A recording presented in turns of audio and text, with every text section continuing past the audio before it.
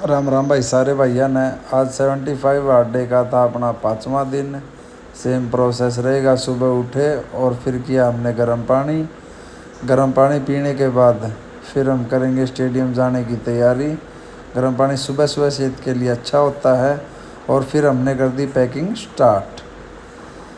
Packing हम थोड़ा fast दिखाएंगे क्योंकि ज़्यादा लंबा टाइम लग जाता है। उसके बाद हम बैग उठा के चल दिए स्टेडियम।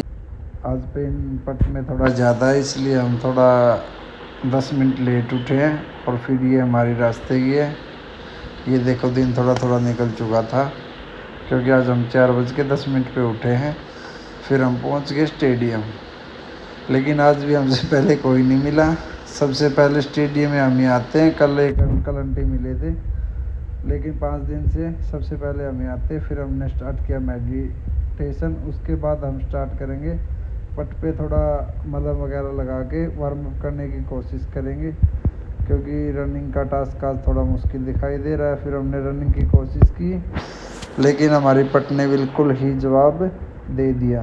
उसके बाद फिर हम क्या करते हैं, 2 चक्कर वॉकिंग के लगाते हैं क्योंकि शरीर को थोड़ा वार्म अप करना भी ज़रूरी है। उसके बाद फिर हम पीटी करके अपर बॉडी का वर्कआउट के लिए स्टार्ट करेंगे। ये हमने पीटी स्टार्ट कर दी। पीटी में थोड़ा आपको जल्दी दिखाऊंगा क्योंकि इसकी कई सारी प्रैक्टिस हो जाती है, 4 से 5 स्टेप। और पीटी करते करते हमें पता चला कि उछलने से हमारी पट में कोई भी दर्द नहीं हो रहा है। उसके बाद फिर हम स्टार्ट करेंगे रस्सी कूदना। हमें उम्मीद भी नहीं थी कि आज हम रस्सी कूदेंगे। और ये रस्सी कूदने के बाद के वर्कआउट, क्योंकि आज पसीना इतना ज़्यादा नहीं है लेकिन ज़्यादा नहीं है। इसके बाद फिर हम स्टार्ट करते हैं डंड लगाना।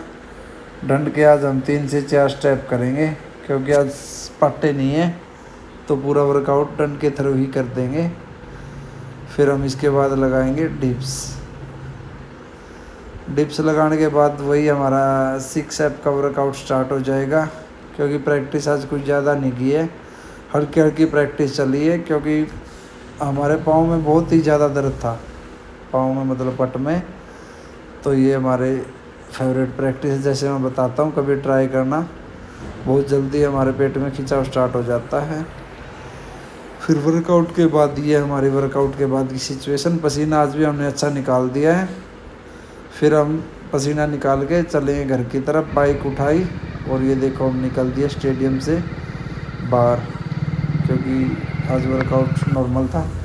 फिर हमने ऑफिस पहुंच के फिर हम देखते हैं सुबह का सबसे पहले काम होता हमारा डाइट का। डाइट तैयार करने के बाद फिर हम सोचते कि दिन की क्या प्लानिंग रहेगी। फिर हम निकल लिए गुड़गांव के लिए।